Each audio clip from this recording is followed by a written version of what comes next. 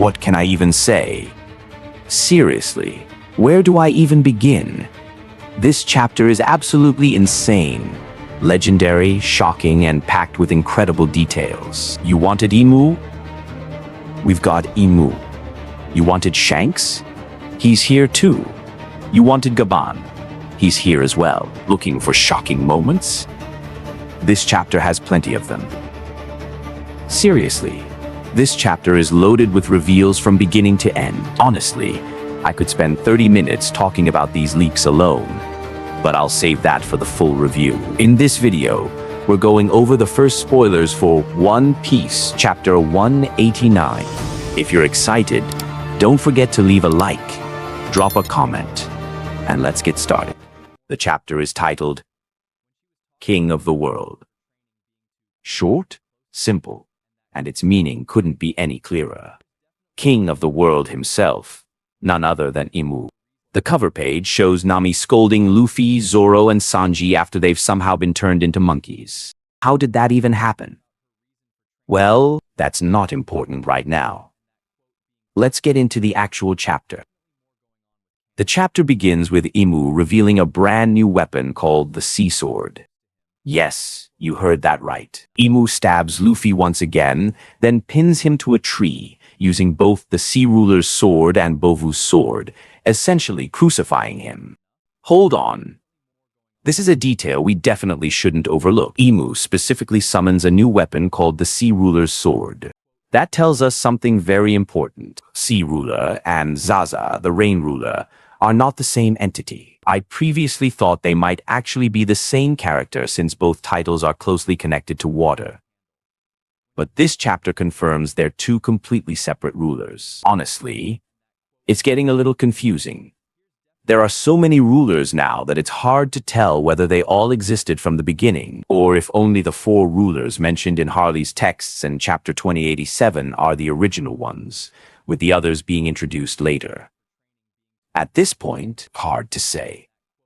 One more thing, this chapter also seems to support the theory we discussed before, that Emu keeps the weapons of every powerful enemy they've defeated. Now we know that this new sword most likely belonged to the previous Sea Ruler. It's also possible that Bovu's sword, the one used against Luffy earlier, originally belonged to another ruler, maybe the Forest Ruler, or perhaps someone else. It's hard to say for now. But honestly, this is absolutely terrifying. I never imagined Emu would be this powerful or have such a wide arsenal in battle. Every chapter, Emu pulls out an even stronger weapon than the last, and it feels like there's still so much more to come. I just wish the spoilers had explained where Luffy was stabbed the second time. Did Emu stab him somewhere else before pinning him to the tree, or was it something different? Either way, what an unbelievable scene. Luffy was literally crucified on the Atom Tree. Meanwhile, Usopp suddenly senses that something terrible has happened to Luffy. This is most likely a callback to Usopp's observation haki, just like what happened back in Dressrosa. He probably used observation haki once again, allowing him to sense that Luffy is on the verge of death, or that his life force has almost completely faded. Honestly, Usopp, everyone has high expectations for you. This is supposed to be your arc. I have no idea what you're going to do, or how you're going to do it, even if it's through one of your ridiculous lies.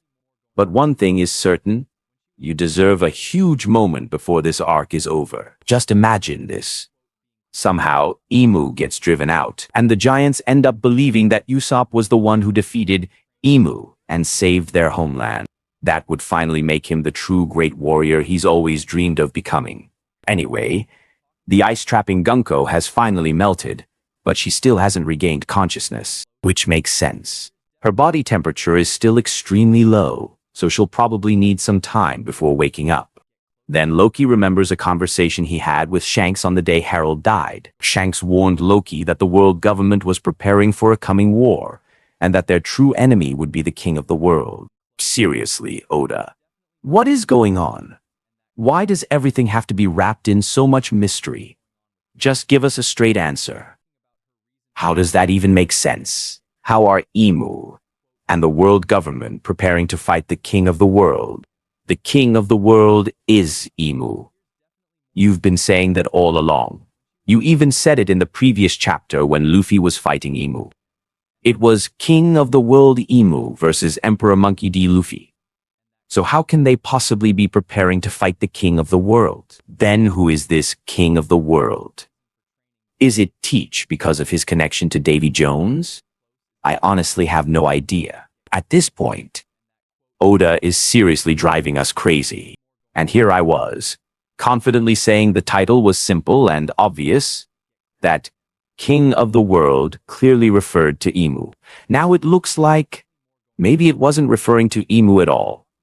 And then there's another surprise. Spoilers say Imu gives Summers a weapon called the Sword of Wrath to fight Zoro. On top of that, Killingham receives another weapon called the Holy Command Spear to use against Sanji. Seriously, Imu is like a walking armory. According to the spoilers, every weapon Imu has been using originally belonged to kings who lived over 800 years ago.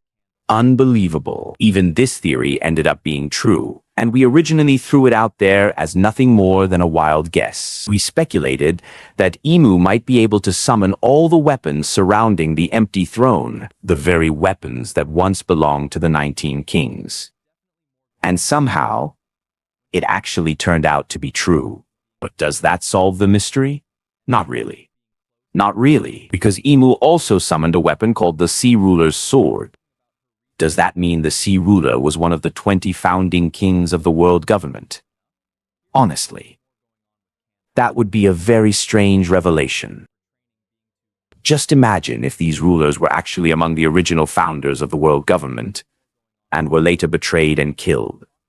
I don't know, but the rulers are supposed to be on the same level as Imu, even in terms of power.